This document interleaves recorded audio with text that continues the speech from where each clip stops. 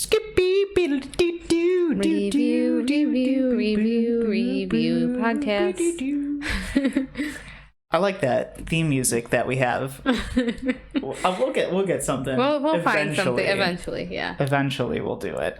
Hi, Brie. How are you? I'm good. I'm in my comfy. I'm just chilling, being Good. Comfy. I just got my. You look very comfy. If you're watching on our video modem, Brie's in a what is it? It's called a comfy. Like that's literally. It's called a comfy. So it's kind of like a Snuggie, but it's the reverse. It's the reverse of a Snuggie. It's like a blanket. Right? But it's like you look like you're wearing a blanket that's kind of like a sweater. It's so comfortable. Yeah. And I just got my COVID booster and my flu shot, one in each arm. So like I'm on the struggle bus today. Rocking and rolling. Rocking and rolling and having a good time. Fantastic. Welcome to the Review Podcast. This is episode 3. We will be discussing today what movie, Brie? Halloween 3. Season of the Witch. This one has a subtitle to it, Season of the Witch. Halloween 3, Season of the Witch, directed by Tommy Lee Wallace, who had a very prominent role as a member of the crew and one of John Carpenter's best friends on the set of Halloween 1. It's a weird flick, Brie. What did you think about it, just generally, before we get down to the nitty-gritty? I was like, for most of the movie, I was like, what's going on? Yeah, you looked at me at multiple points, and you're just like, I just don't get it. I was like, what's their motivation? What's your motivation? Like, I just don't get it. But you know what? I picked up on a couple of things, and we'll get into it. We will definitely get into it. And I don't know if there's a lot to talk about with this one. I feel like I have a ton of notes. You took much more extensive notes than I took. But before we get off to discussing the movie and debating on whether it should be part of our top 100, Brie, you got any treats for us? Let's hear about Brie's treats. So this particular movie, we are going to focus in on our 3 masks. We have a skeleton mask, we have a pumpkin mask, we have a witch mask. So we're going to make witch fingers. Ooh. We're going to make pumpkin cookies. And we are going to make a scary bones pot pie. Ooh, scrumdiddly-umptious. So we're making a pie? A pot pie. A pot pie. So I'll definitely have to write these recipes down and give them to you, like, to put as like a little like link people can click. Yeah, okay, so you're gonna have to write down the recipes for me so I can put it in the descriptions. Yeah, so I'll do that. So witch fingers, really simple. We're gonna do it like how everyone does it. It's a lady finger with like green frosting, and then the nail is a sliver almond. Ooh. Delicious cookie, you know. And then our pumpkin cookie, of course, we're going to use a sugar cookie, and we're going to do it in the pumpkin shape. Pumpkin frosting for that would be like orange frosting. And then we're going to do something different.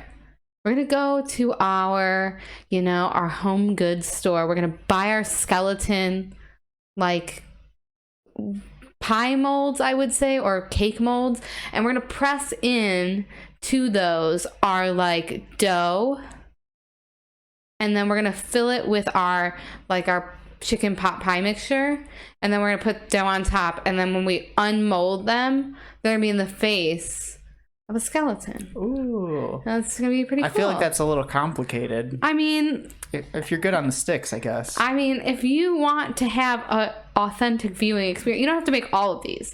I just thought, those are our 3 main masks for this movie, and you can make either of those. If you're feeling cookies, go with mask 1 and 2. If you are going to watch this movie while eating dinner, the pot pie is the way to go. Nice. I like that. That's a nice little Brie's treat. I know we said we would have some Brie's treats for this one, but we literally just watched the movie and then came right into... I did not feel like making anything today. I'm going to be honest. My arms, I can barely lift them. Yeah. We had burgers today, and... This is probably as far up as my arm is going today. Yeah, that makes sense.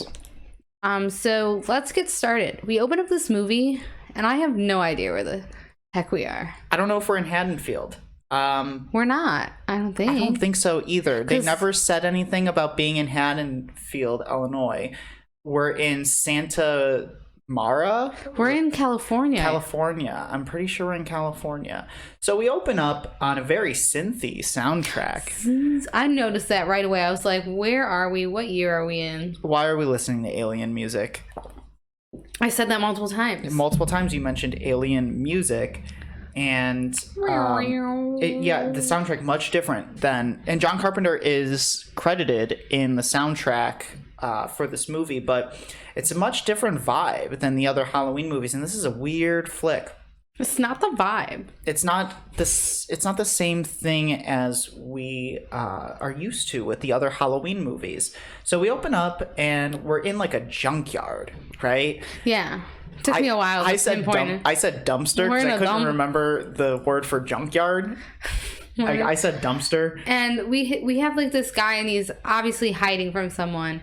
And then we figure out like, oh my gosh, he's hiding from this man in a suit. And I turned to Anthony, I said, the only thing scarier than Michael Myers is a white man in a business suit. A white man in a business suit. A white man. A white man. It was a very generic looking white man too, and they tried to like give us some jump scares as to like, oh, the white man in the business suit is right behind you, or you just bumped into the white man in the business suit. And it's like, we bumped into a very scary other white man in the past 2 movies. This one, not so scary. Not so scary. So this man who's running from the dude in the business suit, he gets caught by the dude in the business suit. And he's also running from a car. And the car crushes the man in the business suit. And he dies. It's like a weird... He's like crushes him. He goes... And like doesn't make a noise. Like he cracks, but like doesn't make a noise, and he makes like a weird face. And we're like, what's going on? Now we know why. Yeah. He's a robot. Right. Well, we'll get there. Yeah, we'll There's get a lot there. to unpack here. There's a lot to unpack. So the guy, he runs to a gas station. And this is I want to bring this up because on the TV in the gas station, I got it. Brie had her water like really close to the edge of this, like the crack in this table, and the table is like really wobbly.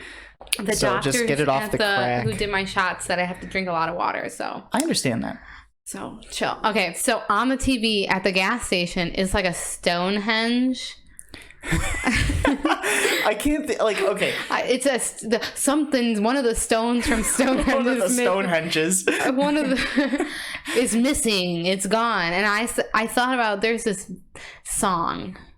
I sang that and to you. It's a meme song, and it's like, what's the deal with Stonehenge?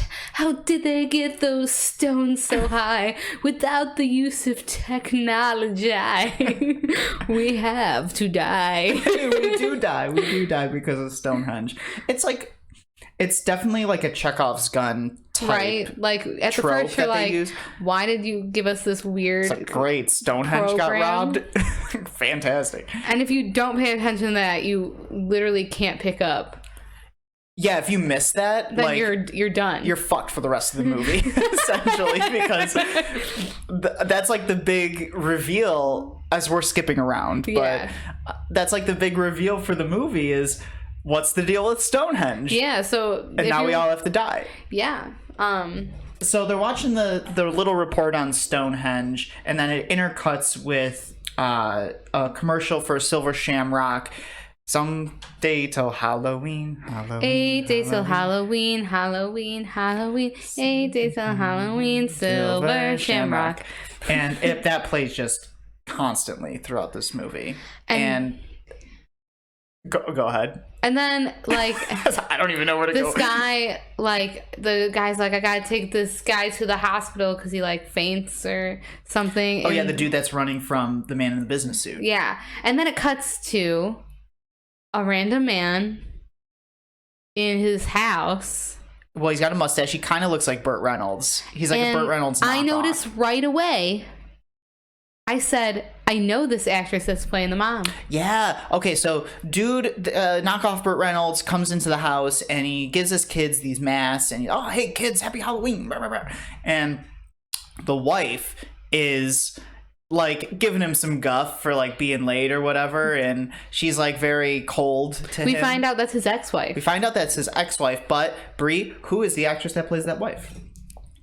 That's Nancy Loomis. Nancy Loomis. That is old school Annie Brackett from Halloween 1. She comes back to the franchise in a different role, and it's kind of like a cool little Easter egg to see in the movie. Yeah, I was like, I know this actress. Yeah, that's Annie.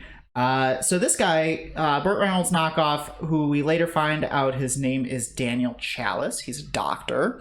And he gets called into the doctor's office. He gets some guff from his wife because, like, he wants to see his kids. The wife's trying to pawn the kids off because she wants some, like, time to herself. Which we deserve. Wives deserve time without children as much as possible. Yeah. So he's oh man, I got work. I'm a doctor. Like, I get called into the hospital. But he's like, I'll take him on Saturday.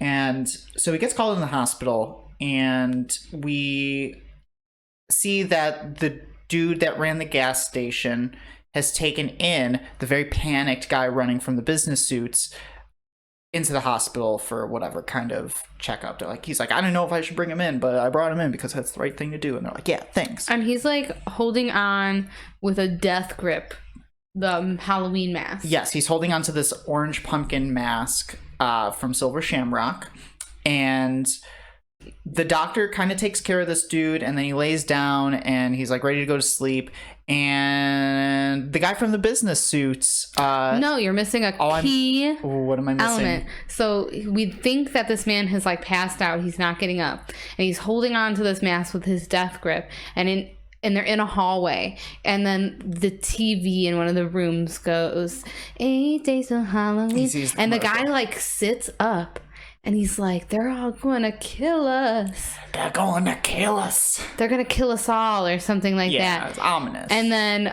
then he's taken into a room. And then we get the scene where the doctor thinks he's done. The nurse thinks she's done. They walk into the hallway, and this pervert doctor says, I should have married you, and then squeezes her butt. Yeah, What's with this? So, I wrote, doctor smacks nurse's butt, casual sexual harassment. It's the 80s. It was a different generation. And then we finally get to the weird guy in a business suit. Business suit comes in. And, like, we both screamed not like screamed, but went like, okay, yeah, because the dude in the business suit comes in and just slowly, walks very like Michael Myers-y to the hospital room, like goes up to the dude laying down, and like, we get like the camera cuts to him going like this, like he's gonna punch. And we like both he's got laughed. the fist, and I was like, I'm gonna beat you up. I'm gonna kick your butt. You're gonna kick my butt. But then he makes the fist into like a two, like he's holding up like a peace sign, but like the Mr. Miyagi like scoop. Like he's gonna scoop out something. I was like, no. And then he gouges this dude's eyes out. Like what Brie's doing a Mothman right here for our people that are watching. You can see that, but the people in the audio, like he takes his two fingers, his index and his middle finger, puts them in the guy's eyeball, in the dude's eyes, and like scoops and like pulls away the front bones of the face. Like he dug into the skull and like pulled the skull off. I don't know what I just described. Cracked the skull in half. He cracked the skull in half or something, and Brie and I both went, oh my god. Because I said, okay, if you just gouge the eyes out, like that won't kill someone. But the whole separating the front part of the skull from the back part of that will kill somebody. Would kill somebody for sure. Yeah. So I put like eyeball kill goes to mangle the face. I put eyeball kill WTF IDK if that would kill. And then we get the guy like nonchalant. So the nurse comes in. What are you doing here? To this guy. The guy Michael Myers walks out. Yeah, he just walks out, and she starts screaming. So of course the doctor gets up. He's running towards them, and she's like, the guy, and so the doctor follows this guy out. He's walking. He's chilling. It's Michael Myers-esque. He walks to his car, like douses himself in gasoline while sitting in the car, and then just like lights himself on fire and blows up. At that point, like, because okay, so we'll say this before we go any further. this was your first time watching the movie. Yeah. This is probably my second time. I haven't seen this movie. I did not review. This is my first view. But in my defense, like, the only reason I haven't watched this movie is because Anthony doesn't watch things with me if he's already seen them and he doesn't want to see them again. Yeah. And I did. So I went into this movie, and I got to say, before we go any further as well, I didn't hate this movie. I didn't hate it either. I didn't hate this movie. And I went into this because I haven't seen this movie since I was maybe like the first time I watched the Halloween franchise in full, before I knew any of the behind the scenes stuff. And I was like, this movie doesn't have Michael Myers. Fuck this movie. And I thought it was bad just because it didn't have Michael Myers in it. So I haven't seen this movie since I was maybe like 12 or 13. And this is my first review in years of watching this movie. I thought it was a half decent horror movie. For what it was and what it was supposed to be, it's a half decent horror movie, and it tried something different, which we can appreciate. It was a unique film, to say the least. And I think this movie gets a lot of hate because it just simply doesn't have Michael Myers. Yes, it does have Michael Myers. He's on the TV. He is on the TV in a commercial. He is a movie. Yeah, this universe, Halloween is just a movie that came out in the theaters. And they're broadcasting it in the bar on TV. It's the movie that they play before the big giveaway. Yeah, the big giveaway. So the man lights himself on fire. Yeah, he lights himself on fire, and then they go back in, they look at the mask that's in this guy's hand that got murkled. And my first thought was, wow, that tag is huge. Like the silver, said it was tacky. Yeah, it's huge, like this huge like $50, even bigger than what I have. Bigger than a $50. Bigger than a $50 like logo. And I'm like, that's tacky and huge. I was like, something's afoot. I knew right there. I was like, something's afoot with this tag. Silver Shamrock. Yeah. I was like, something's afoot with this tag. So the police are on the case, and the car blows up, and they're trying to look at who this guy might have been, and they're trying to find like any kind of, bone fragments, dental records, whatever. And the cop says something that I wrote down, and that was interesting to me. He's like, why does anybody do anything? Drugs, probably. It's like, oh yeah, classic police maneuver. Drugs, probably. That's their like go-to. So we get a look at some of these masks, and we have a pumpkin one, we have a skeleton, and we have a witch. All that I said were shit quality. They don't look like great masks. No, they weren't like good quality, and I was like, this is so weird. And like his kids got the masks. Yes. Like the mom brought those for his kids. So, and then we get the medical examiner, the woman who's doing like the research on the bodies. And I think, okay, so I got to say this before we get into further.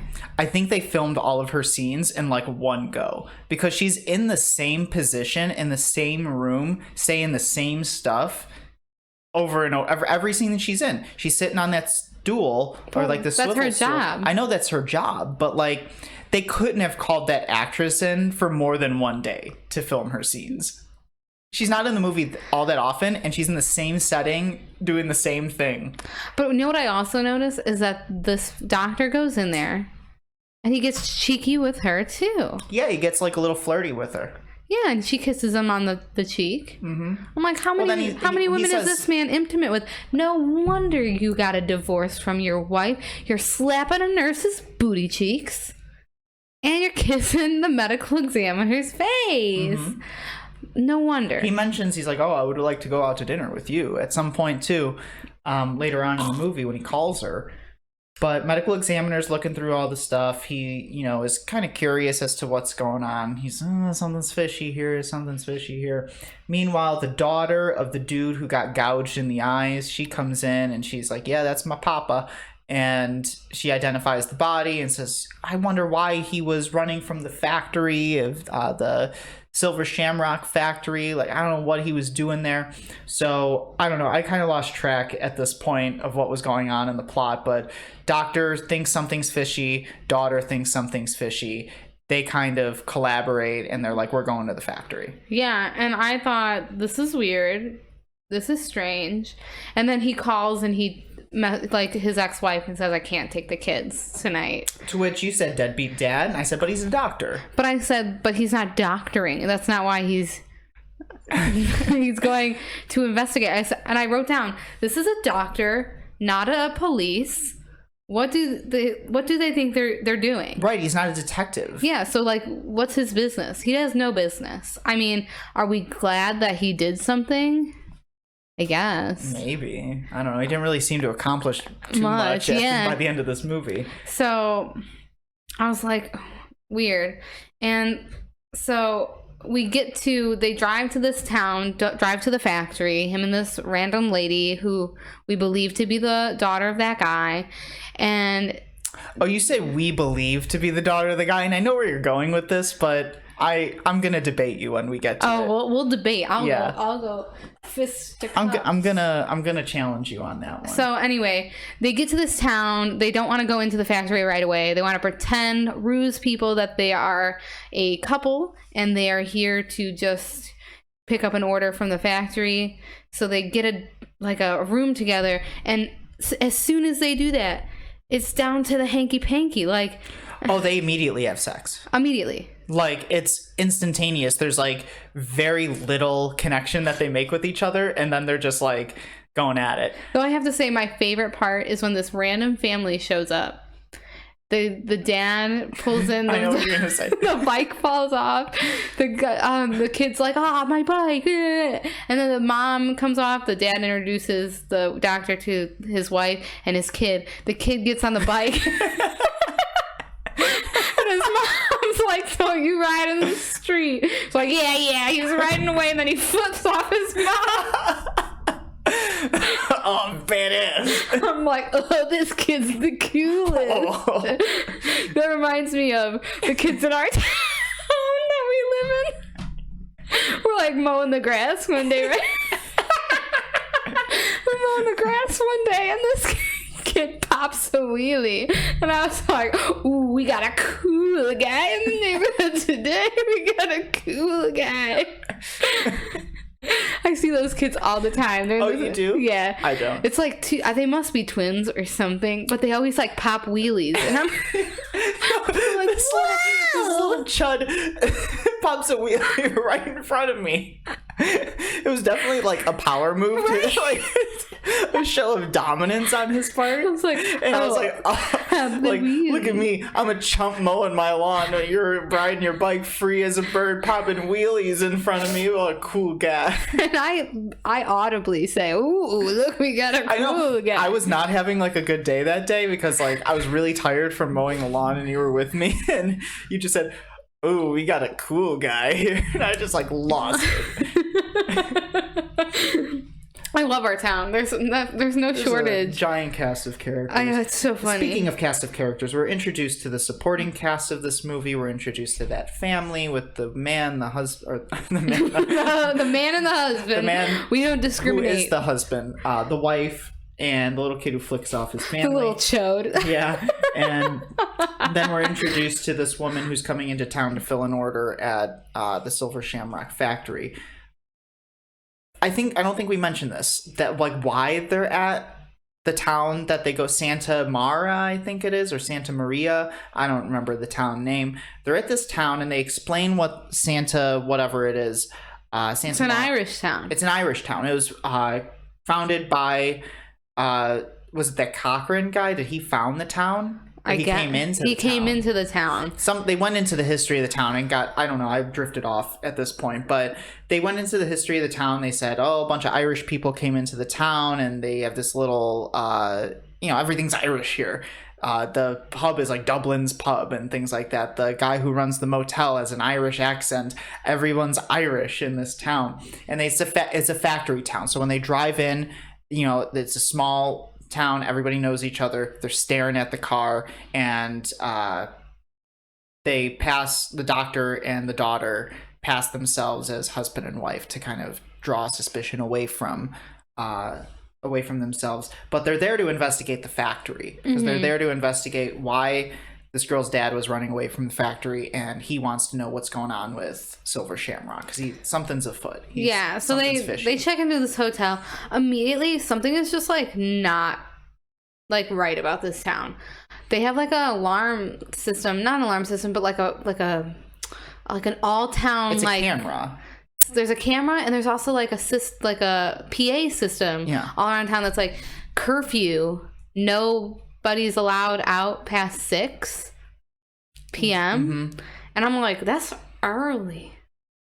That's early. Yeah, so our main character, the doctor, Dr. Chalice, I think he goes out past curfew. He goes out past curfew and he gets a bottle of liquor and he runs into this homeless guy who's just like, hey, mister, your bottle's looking a little heavy there. Mind if I take a drink? And he's like, yeah, sure, pal. And at that point, you know, we're living in a pandemic right now. I'm not sharing my drink with anybody. And then this guy feels super comfortable. He starts talking mad smack about the factory owner. Yeah, the factory owner, Mr. Cochran. He's talking mad smack. He's like, F this dude and F that factory. I'm going to throw Molotov cocktails in there and then I'll see. And Dr. Chalice is like, all right. And he's like he can probably hear us right now, but I don't care, blah, blah, blah, blah, blah. And then we are surprised to find that the weird guys in suits, they find this man as he's eating his cheese whiz and white bread sandwich. Okay, so yeah, I asked you about that when we saw it. Delicious. Like, is he eating just straight up cheese whiz? Because he does like a Goofy movie, you know, the dude in a Goofy movie. Cheesy. Pauly Shore's character in a Goofy movie where he's like, maximum cheesage. And he like pours the cheese whiz like all on his hand and just smacks it into his face. No, you put it on a white bread. I didn't see the bread, so I thought he was just like pouring cheese whiz into his hand. He's eating this white bread and cheese whiz sandwich, and these like men in suits come. Okay, so it's like one guy on one side, the other guy on the other side. It looked very auspicious. I know, and then the guy's like kneeling in the middle of these two guys. It looked very auspicious. I said some choice words right here. I said, this reminds me of a certain place in France. Oh, French landmark, if you will. And then they rip his head off, like straight off his body. No, yeah, okay, so they don't just like... They don't have struggle with ripping the head off. So he's kneeling in that very auspicious position in between the two guys, and very much reminiscent of a certain tower in France. Sure. And the guy in front of him, literally like the Great Khali. The wrestler, the Great Khali, used to do this move where it was like a brain juicer, where you take his palms and you put it against the two sides, like the temple of somebody's head, and you squeeze it, and then like. They would gimmick it and the blood would come out of the person's mouth. But they do this to this guy. They palm his head like a basketball and they just like tear it off. Like just rip it off. No problems with tearing it off. Super strength. Super strength. And then we cut to the hotel again. And then we get that one lady. The one lady's like... She had mentioned earlier, she's like, oh, these masks are so cheap. The little silver dollar, huge... Silver shamrock logo. It fell off. Mm-hmm. And so she's in her hotel room. She's like getting ready for bed. And then she notices like the silver shamrock logo thing is face down. And on the back is like this little computer chip. It's like a microchip. And then so she's playing with it, as one would do. She takes her bobby pin and she starts like screwing with it. As one would do. Because like, what is this? What is this? And then the funniest thing... You burst out into laughter when this happened. Because I was making a joke about the cat was out past curfew. So there's a cat when they were like, no one's past curfew in past 6 o'clock. And then the cat goes into the house and Brie's like... No curfew for the cats. Do. And then we see the cats out past curfew, and the camera like zooms in towards the cat, and I'm like, oh, it's gonna laser the cat. As a joke. I thought I was joking about lasers, but we get to this part. She's playing with the little bobby pin in the silver shamrock thing, and it lasers her. It lasers her head. face, like right, and she gets like lasered in the face, like right in the mouth. And then she looks disgusting. Oh, the special effect is actually like super cool. I thought it was nasty. It was a really cool looking. And then practical... like a bug came out of her mouth, so Anthony had to turn away. Yeah, I don't like that. I don't like that stuff. So I had to turn away from that because I can deal with gore. I don't deal in insects. Yeah, and then the guy comes. The owner of the factory comes and everyone's like coming outside like, what's going on? I'm a doctor. And he's like, she will get the finest care. Where are you taking her? To the factory. I was like, oh yes, the toy factory, where we go when we are not feeling well. I don't know why he would say that, because if I'm the leader of conspiracy-ridden evil cult that is masquerading as a mask company, I wouldn't say I'm bringing her to the factory. I'd be like, she's going to the hospital. All your questions are answered. You do not look suspicious at all when you say that. We're flying her, because he does say later, he's like, we flew her back to a hospital in San Francisco. Why didn't you just say we're taking her to the hospital? Because if you say that, you're then taking away any suspicion that Dr. Chalice and Ellie, the daughter, would have on you. But because you said we're taking her to the factory, now you look super suspicious. And now they're like, why the freaking factory, guy? Like the toy factory? That's not a hospital. That's suspicious. That's weird. So, and then we cut to the next day. They go to the factory, and they're like, they're talking to the lady, and she's like, oh, someone picked up that order already. And she's like, oh, and they're like, do you know where this guy went? And they're like, no, but he went north. And the weird family with the kid who flipped off the mom, they come in. He was the biggest seller, so they're getting a tour of the factory. And then the guy who owns the company comes out. And I turned to Anthony, I was like, man, he looks like someone. He looks like someone. And then I said, do you remember what I said? No. He looks like every old white man I've ever seen. Oh, Mr. Cochran, the guy who runs the factory. You said he looks like every old person I've ever met in my life. I was like, all right. And they just show like boring old mask making. If that was my tour, I'd be like, this is really boring. And well, what else are you gonna find at a mask factory, right? That's probably the best thing that these people could have done, is shown them the process of making the masks. But it was kind of boring. All they did was like pour silicone into a mold. But then they had this like... What would you rather them do? Show them turning people's heads into bugs? Okay, listen. But then they had this final processing like behind the door where they're like, oh, you can't go see that. I'm like, that's exactly where I want to go. No. So before this, the kid who flicks off his family, he runs to the mask, and he's the ones that just came off the shell, or the ones that were just made. Mm-hmm. And he's like, can I have this mask? I want that mask. And Mr. Cochran's like, oh, I can give you a mask, but it's not that one. It's still got to go through final processing. And they're like, what's final processing? He's like, oh, all the little tricks we do. And it sounds really suspicious. And then we see a door that has a big sign that says final processing, no access, it says on it. And it's like, oh, we use dangerous chemicals in there. I'm like, and then we put them on our heads? All the laser beams. No, that's where we put the lasers. Yeah, so it looked really suspicious, and Chalice and Ellie are really suspicious of it as well. They walk outside, and they see all of the men in suits just like standing guard in weird positions, just like standing there with expressionless, like Michael Myers. And then we get the final, it's clicking for the doctor, where he's like, I've seen these guys in suits before. They're familiar. Your dad, lady, was killed by this men in suits. And it was kind of just, it was very weird. They definitely now, like, she sees her dad's car and goes running up to it, and they just like stand in front of it and they don't let her pass. And I knew immediately something is not good gonna happen. So they get back to their hotel and they're getting ready to call the police. Yeah, they don't realize that like everywhere in the town is bugged with like little microphones, so Cochran is listening to everything that they're saying. And we're gonna get out of here, we're gonna call the police, we're gonna tell on you. And then the operator, like, they keep trying to call the operator, and it's like, we cannot put this together. So he's realizing, like, no matter how many times he calls, he's not gonna get anybody. So he goes back to the room's empty. And then we get the biggest jump scare, where he turns around and there's just a bunch of men in suits. Scary. Yeah, I would imagine. And he runs into the room, closes the door to the bathroom, and...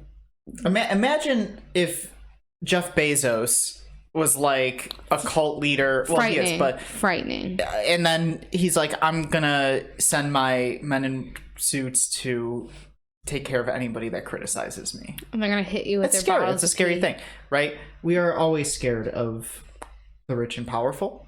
Yeah. So all these mofos get kidnapped. Every one of them. And I thought to myself, why not kill her? Who, Ellie? Yeah, why not just kill her? Yeah, they kidnap her instead. Yeah, they kidnap her instead. We now know why. Well, okay. This is where we're going to debate, but it's going to come in a few minutes because we're not there yet. But... And then he keeps trying to call. I wrote, he keeps trying to call. What a silly Billy. He's not getting anybody. So he gets kidnapped too, right? Well, he goes to the factory. He like sneaks in there, and he's like, there's this weird knitting, like mannequin. Like a grandma. Yeah, it looks like a grandma knitting. And I turned to you. I say, I turned to you, and I was like, is that a real human being? But then he like goes up to it and like tears its head off, and we realize like it's a robo. It's robo. It's got gears and like all the things that go into making robots. I said, then we find out, like, once he gets kidnapped, like, Mr. Well, no, he gets pulled to the... So he starts fighting with a robot, right? Like, one of the men in suits who we figure out is a robot. But there's a scene where he gets pulled into, like, a dark doorway. And he does the most, like, comical, like, get pulled from behind into a doorway where the hands come onto his shoulders and pull him. And he just goes... Like, if you didn't see, if you're listening on like Spotify or Apple Podcasts or something, and you didn't see my movement there, he literally like shoulders up, arms out, and goes like flails all around as he gets pulled into the dark corridor. So he gets pulled into the back, and he starts fighting with one of the robots. And, well, this is where he figures out that the men in suits are actually robots because he starts punching the robot, and he punches the robot in the gut, and he pulls out all of the wires and gears, but there's also this, like, green, yellowish goo that oozes out of the robots, and the robot, like, it comes out of his mouth and everything. And I said, goo? Why goo? It just doesn't make sense. And why then do robots we goo? get like that Cochrane guy, right? Whatever his name is. He talks about they're robots. He's like, yeah, they're robots. And I wrote down, I was like, why do they all look different if they're robots? They're all different white guys. They're all different versions of a white man. Some had curly hair, some didn't. I was like, why did you differentiate the look of these robots? I thought to myself, and we'll bring this up later, what if at one point these were actual people in the town? Oh, you think? Do you think everybody in the town were robots? I think that everyone in the town is a robot. Oh, that would make a lot of sense. I didn't even think about that. That would make a lot of sense. Why they all stare? Yeah. All right. They're all robots. Wow. Because remember, the drunk guy said he brought in all these people from out of town. Okay.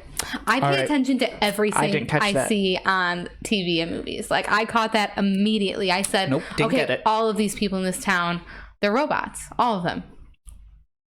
Have you ever seen the movie The Stepford Wives? I've not. That's similar in robots. plot. Everyone's a robot. Okay. Yeah, everyone is a robot. So I thought, what if all these people are just robots? Probably. This makes no GD sense.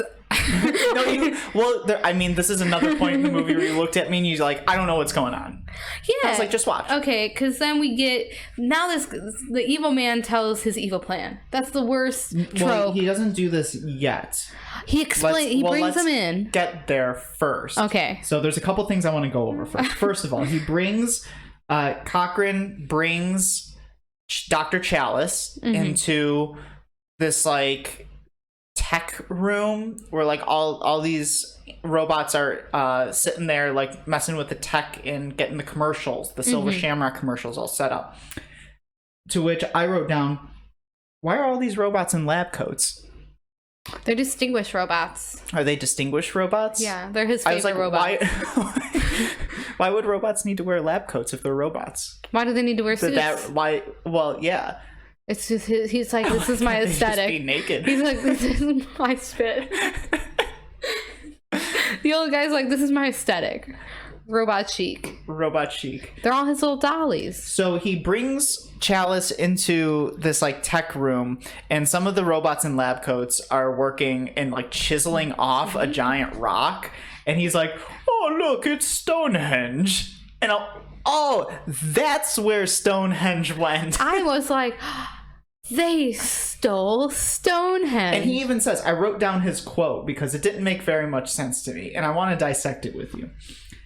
Cochrane says, "Stonehenge, you wouldn't believe how we got it here." No further explanation. And then he just walks away. He's like, he says, "You wouldn't believe how we got it here." Doesn't explain how they got it there. Because they don't have an explanation. Because how do you move something like that? These stones were like tons, weigh tons. So, and everyone's like, where did it go? How do you move something that big in secrecy and then nobody knows about it? You're kidding me? And then you have the gall to say, "You wouldn't believe how we got it here," and provide no explanation. First of all, rude. I said shipping. Shipping. Could you imagine the shipping and handling prices for that? Did they get it in a box? Did they fly it over? The King Kong? You know how they like? I don't know. They can do many different things. So there's just no explanation for that. But then he goes into Stonehenge and he's like, they're chipping away at Stonehenge, and I think he says something like, "There's magic." It's magic because they said Stonehenge is. They explain it in the very beginning. Like I said, if you miss this news broadcast, you're fucked for the rest of the movie, because they explain something in that news broadcast, like the part that they stole from Stonehenge was believed to be like ancient and mystical or something like that. Anyway, it's supposed to be magic. Bree's like, I'm not even gonna bother. They're using the chipped pieces of stone in the little microchip in the thing that's making the magic. And we'll find out what those microchips actually do, because like any villain in any movie ever, he explains exactly what his plan is. Well, you're about to die, so there's no point in me not sharing my evil plan. He's like, "Watch." And we get that weird family, and they go into like this. Yeah, they go into like this room, and they're like, "Oh, you're gonna watch a new ad for us." And they close the door. There's no windows in this place. The wife notices that, and she's like, "I'm uncomfortable." And then the father complains, "They won't let me make orders for next year." And I'm like, "Yeah, because you're gonna get murked." Murk, son. And then the ad comes on, the guy's like, "This is the same ad," but then it says like, "Kids, put on your mask." And like, okay, we're gonna see what this mask does, right? And it's like a flashing pumpkin like picture, and the kid's mask starts to like ooze and ov. Well, he grabs it and he's like, "Oh my god!" But he's not saying anything. Yeah, and it's kind of like disintegrating around him, and the parents are like noticing, and he falls to the ground, and like bugs come out of his mouth, crickets, snakes. And I wrote down, I was like, you can't just have spontaneous creation like this. Your magic Stonehenge. It's magic Stonehenge magic. But where is it coming from? Stonehenge. No, that's not how magic works. You can't Brie, this is Halloween 3 season of the witch. You can't create things like that. You just can't. How'd they get in there? Magic. No, lasers. I refuse. I said you can't refuse. It's Stonehenge magic. I said this isn't how this works. I said, why do they steal Stonehenge? Why would you steal? This is the plot to Despicable Me 4. Stolen Stonehenge. The girls and I stole. The girls and I are trying to get back Stonehenge. So the family gets murked. I think the dad dies from one of the snakes biting him. It was like a venomous. I wasn't looking at this because I don't like bugs. I believe it was a rattlesnake. Mom fainted. Probably got like ate by the crickets or something. No, and then she probably knocked herself dead or unconscious. That's convenient. Yeah. So the family dies, and Cochrane's like, "Ooh, look at all this death around us," or whatever. And they end up taking Dr. Chalice, and they strap him into like a chair, and they put a mask on him. And they're like, peace. But before he pieces out, Mr. Cochran explains his evil plan. And he's like, why do you want to do this? Like, do you just enjoy killing kids? And Cochran says something, and Brie is sitting here heavily sighing and shaking her head. He's like, do I need a reason? He's like, but I do have a reason. He talks about, again, we go back to the pagan holiday of Samhain. Which he pronounces it accurately this time. Yeah, because they kind of, like, really cared about it this time. And I said, no, bitch, we don't kill kids on Samhain, and it's yearly, not ever, like... Well, he explains, we, in the ancient Celtic lands, would practice Samhain. He's like, you think that Halloween is all about buying masks, buying candy, buying decorations, children going out for trick-or-treating. He's like, in the ancient pagan ritual of Samhain, it was bloodfest. They also dressed up and went house to house for treats. Yeah. They didn't really research well. No. There is claim that there were sacrifices, but it was probably to signify the end of harvest, probably like killing sheep or cattle. Animal. Yeah, sacrifice. And eating it as in a celebration of... There is no proof of human sacrifice for the holiday of Samhain. According to Mr. Cochran, we're returning. The hills used to run red, and it's been 3,000 years since they practiced this traditional pagan ritualistic sacrifice. How old is this man's? Well, he is not. Well, he's old, but he's not that old. He's not like immortal. But he wants to return Halloween back to its pagan sacrificial tradition, I guess, is his whole thing. He's like, I'm gonna kill kids. But there's a lot of like holes in this guy's plan. So I wrote down a few things. I said, what's his end game? Like, what's his end game? Kill kids? I guess. That's his end game? And you're not getting every kid, because not every kid was like into that mask. Well, you're not getting everybody, right? So you're just getting kids. You're just getting kids. I said, return Halloween to Samhain, ritual and pagan. He also mentions the planets are in alignment. There's a lot of explanation as to why this is like happening. He's like Samhain, ritual, paganism, Stonehenge, planets in alignment. It gets a little overly complex there, and I kind of lost track of why laser beams are shooting from Stonehenge. Yeah, it gets weird. And then, gets complex. And then we cut back to the lady in the medical examiner who's putting together, like, she's real, because she's struggling. The person who blew up was a robot. Yeah, she's putting together, and then you see a robot in the background, and he's picking up a drill. And Anthony made a great point. He's like, he's a robot. He doesn't need a We've already established that the robots have like superhuman strength. So he picks up, and he's gonna murder this lady. And I said to myself, this man's penis is a death sentence for these women. Oh, the doctor? Yeah. Yeah. Except his ex-wife, who he doesn't like. She's the only one who makes, unless she was wearing a mask and watching the I know. Thing, but I doubt it. Like, wow. He sleeps with everybody in this movie. He sleeps with everybody. So he casually sexually harasses the nurse. He obviously has slept with his ex-wife because they have kids. He indicates that he slept with the medical examiner. And he slept with that woman he knew. We see him sleeping with the new daughter from the dude that got his eyes gouged out. Yes. Everybody. Yeah. Everybody in this movie. And not many of them meet fortunate ends. Many of them meet unfortunate ends. I think ends. all of them die, except for the wife, the ex-wife. She's the only one. Nancy Loomis survives this movie. That's great. Good for her. Yeah, but do the kids, they're a product of his... No, the kids do not survive, I don't think. I think that's the whole thing. But so he gets out, and before the commercial goes on that's going to kill like every kid wearing the mask across the nation, because Cochran is going to broadcast this commercial like on multiple nationally syndicated channels at the same time. That's also kind of a flaw in his plan, because like time zones. Yeah. Right? I thought about that too. I'm like, so if he's broadcasting it in like California time, Chicago, they're all to bed. Yeah, well, Yeah, you're gonna get one commercial at this time, and then you have like 2 to 4 hours for another part of the world or another part of the United States to be like, all right, just turn it off.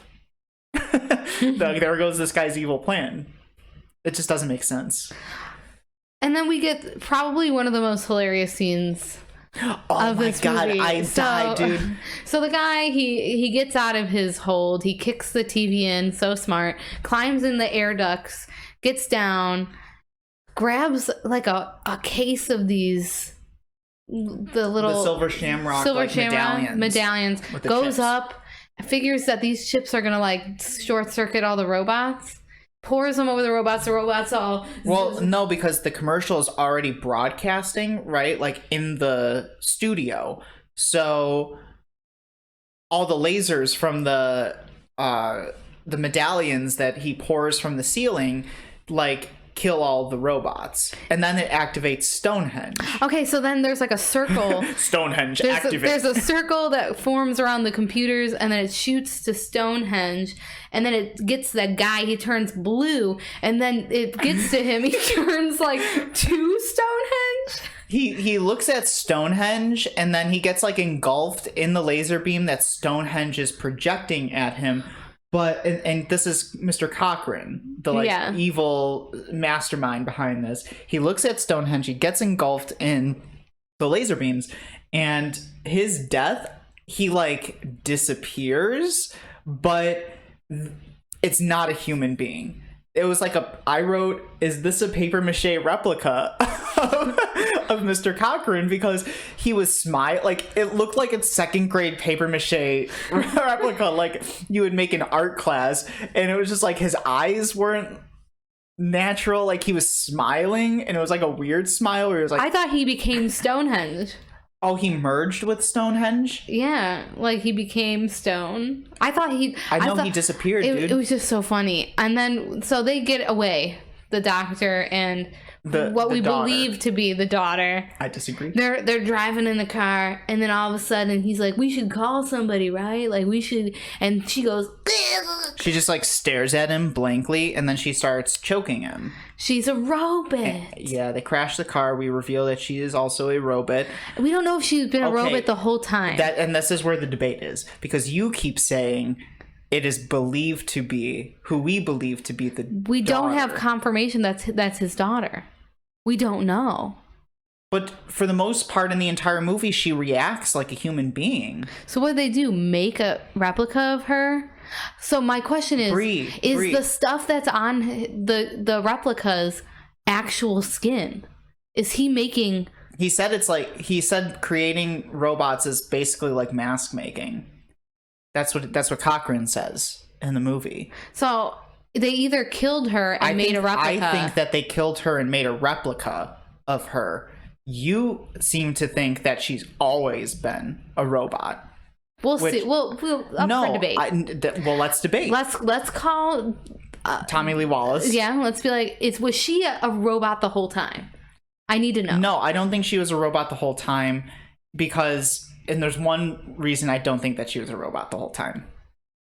They did the do. But we don't know if her mechanical area down there I feel like you would gears. know. We don't know. I feel how like realistic you would know. Are these Anatomy. I know. So we don't know. I feel like he would know if there were gears. Okay. You think men know things. They don't. Then he is the most oblivious human being on the planet and just did not care what he was doing. Anyway, they get into a car crash. Her severed arm is stuck to the door. She gets out, uses her other arm to choke Well, he him. knocks her head off with the tire iron. Yeah. Well, she grabs him with the other arm. Then he gets the tire iron, knocks her head off. Goo comes out. He fights with her like 3 different times, different body parts moving on their own. And at this point, I told Brie this movie should have ended 15 minutes ago. And then he gets to the gas station. Well, we missed a part. What part? They blew up the factory. Oh yeah. Right. Stonehenge blows up the factory, and then they run out of the factory, and it's a noticeable green screen. It's a noticeable green screen, and I said, "Quick, run away from the shitty green screen effect." But I just thought, okay, now he's finally getting to the original from the very beginning, that gas station. And he's calling like different TV networks. You got to take this off. You got to take this off. He gets it off the first network. The kid turns to the next network. They get it off that network. But then the third one, it's like too late and it starts going. So he gets 2 out of the 3, but the kids just keep changing the channel until like they find one. Little doo-doo heads. Yeah. So it's implied that like it's inevitable. It's inevitable. A lot of people died. I don't know what this dude's end game was. Cochran, I don't know what his end game was, because it's like, you're not going to kill everybody, and then everyone's going to know that Silver Shamrock was responsible for like killing a lot of kids. So like, you're going to jail. He's already dead. He became Stonehenge. But I don't think that was his plan, to become Stonehenge. I don't know what his end game was. Me either. But did I enjoy this movie? Did I think it was interesting? Did I laugh more than I was scared? Yes. I don't think it's scary. I don't think it's scary. It's comical. I mean, for the 80s, because looking at it now in the lens of 2022... I laughed way more than I was, like, scared. The scariest part about that was the white man suit. Yeah, so a little behind the scenes on this as we wrap up our conversation about this. Tommy Lee Wallace directed the movie. He was asked to direct Halloween 2. He declined. And Carpenter and Deborah Hill both were kind of involved with Halloween 3. They said they would only be involved if the story did not have anything to do with Michael Myers or the previous sequels. So Tommy Lee Wallace signs on to direct, and he writes the movie as well, or has a hand in writing the movie. It's made on a $2.5 million budget, similar to Halloween 2. And it was intended from Tommy Lee Wallace to move the franchise in the direction of an anthology franchise, similar to like the Twilight Zone, where this would be the start of like the Halloween movies going into every movie is a different story centered around Halloween. Which, like, if you think about it that way, that would be a good way to go about it. That would have been cool. And I've always been really curious as to, you know, where the franchise would have gone had they followed through with that, because this movie does not make a lot of money. It's critically panned, and I think a lot of people really don't like this movie because of the lack of the presence of Michael Myers. But on a surface level, as like an individual film, it's not half bad. No, I didn't think it was terrible. I enjoyed it. I was thoroughly confused. What, just based off of the writing of the film? I was just like, if you didn't get that Stonehenge thing at the beginning, like, there was no point in watching the rest of the movie. Right. Yeah, it relies heavily on that Stonehenge. Stonehenge was the key. It's always the key. What's the deal with Stonehenge? So moving forward in an anthology film would have been interesting, to say the least. And eventually, because of the poor reception to this movie, we end up with Halloween 4 a number of years later, the return of Michael Myers. We go back to the basics. We go back to Michael Myers. They were too afraid. Cowards. They were cowards. Absolute cowards. Stick to what you wanted to do. Who cares about people? People stink. They don't know what's good. You gotta tell them what's good. Yeah. If there's anything about this movie that you would change, what would it be? I think I would change the Stonehenge thing. No, I feel like Stonehenge gives it a little bit of spice. That's kind of cool. No, maybe I'm not changing the Stonehenge thing. You go first. I would change maybe like the costumes that the robots wear. Maybe I would... If there's anything that you can change about this movie, you're changing the costumes of the robots? Maybe I would make them like more robot-y. But then it's obvious that they're robots. It's not supposed to be obvious. What if they were wearing chrome suits? We are from the future. We are living in the future. I just think maybe we'll make it spicy. I think I would change the plan of of Cochran's plan, because I think that was my biggest gripe with this movie, is that he didn't seem to have an end game. He's just like, let's kill kids. And let's replace this town with robots. Or what are they going to do? Replace all the kids with robots? No. I just don't get it. He's just going to murder all these children, which, you know, old grumpy guy kills all the kids. Works out for me. He should have been played by Clint Eastwood. That would have been cool. You know who should play him? let's transport me back in time. It's me and a mustache. Let's just remake the movie. Yeah, I'll be like. Have you ever seen? Oh God, Be Kind, Rewind. But I would only sell the mask to kids who pop wheelies in front of my house. I'd only just give it out to the people I don't like, and I wouldn't rely on a commercial. Because I mean, the movie's supposed to be like, it's a statement. The movie's supposed to be criticizing the commercialization of Halloween. That's really what it's supposed. Cochran even says that when he's detailing his plan. It's like Halloween's too much of people buying. Do you know that's stuff. like the one thing that Europeans are jealous about Halloween. Americans? We go in on Halloween. It's like not a big thing anywhere else. Mm-hmm. But it's like huge here in America. Yeah. I'm like, it sucks to live anywhere else during Halloween. Every other part of the year, I would not want to live here in America. But during Halloween, you best believe I'm here. I'm dressing up. I'm getting candy. No kids come to our house, apparently, though. That's their choice. Up in here. Not up in here. Our suburb's very dead. Yeah. Well, it's also been 2 years into a global pandemic, so who knows? Who knows? We've been going out for Halloween. Well, Halloween's our anniversary. Yeah. So. And we're, when we get married, close to our anniversary. Oh, that's the saddest part. So, like, usually Anthony sticks to holidays when he does anything with me, so he never forgets our anniversaries. We started dating on Halloween. We got engaged on the 4th of July. Solid plan on my part. Yeah, but you couldn't get anything for our wedding. No. Sad. I got close. I got it very close. It's a week off. All right. So to cap this thing off, Brie, would this movie go on your top 100? No, but it gets an honorable mention. For the top 100 movies of all time? No, it doesn't make it on the list. But an honorable mention for the top 100 movies of all time? Yeah, it was funny. It was really funny.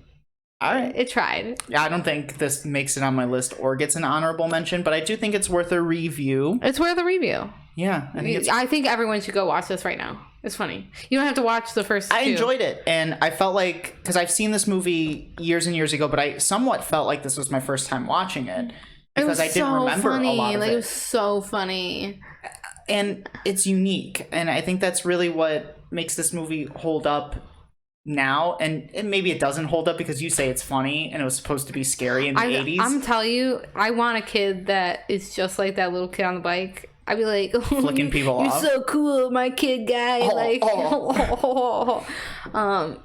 That part made me laugh. And like, there was a couple parts. Well, the lasers made me laugh because I had mentioned lasers. My laser beams. Before, and I was like, they're not going to do lasers. And you did call the lasers, too. I called lasers. I called Stonehenge. I called the... You didn't call Stonehenge. I had said, what's the deal with Stonehenge? At the beginning. Yeah, after they had already mentioned Stonehenge. And then I called something. It's going to have to do with Stonehenge. And then I called the little logo thing. Mm-hmm. I was like, I can predict everything in movies. Yeah. I'm so good. I'm like so smart. I'm like so smart. They don't even know. All right. Let's wrap this thing up. Brie, do you have anything to plug? Just our socials, and send us some emails. Give me something to do. All of our socials are posted in the description. You can follow myself on Twitter at GLDTV1 on Twitter.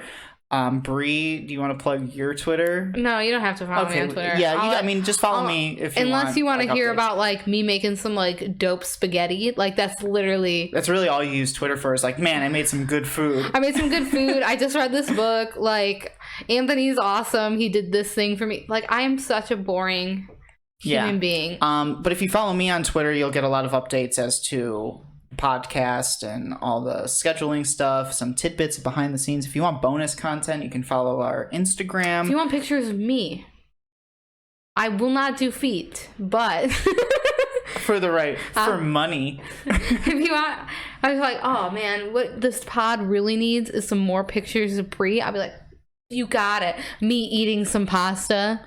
Eating Brie's treats. We can post that. Me eating Instagram. Different treats. Me just chilling with Mothman. Like, whatever. What would you like to see? Would you like to see me planking? Let's bring planking back. # bring back planking. Okay. So you can follow us on Instagram at review_pod, also in the description. And you can send us some emails, send us some questions, send us some comments, some recommendations, any stories that you'd like us to tell. And I will be making a Brie treat for the next pod that we'll show on camera for those who are watching on YouTube. I will not eat it on camera. If you want that, that's money. That's money. That's money. And if you want me eating on camera, that's money. That's money. That's money. You have to pay a little extra for that one. Patreon. Yeah, we'll do the Patreon. So you can email us anything that you need to email us, whether that be questions, whether that be recommendations, comments for review, whatever it be. You can email us at reviewpodcast1@gmail.com, also in the description. And we're gonna get into some more Halloween, then we're gonna take a little Halloween break, do some other movies, and then we're gonna go back to Halloween. Yeah, I think I think we are taking a Halloween break for the next episode. So we did Halloween 1, 2, 3, and next up on the list is, would you like to announce it? I'm really excited because it's definitely one of my all-time favorites. We're gonna watch Jurassic Park.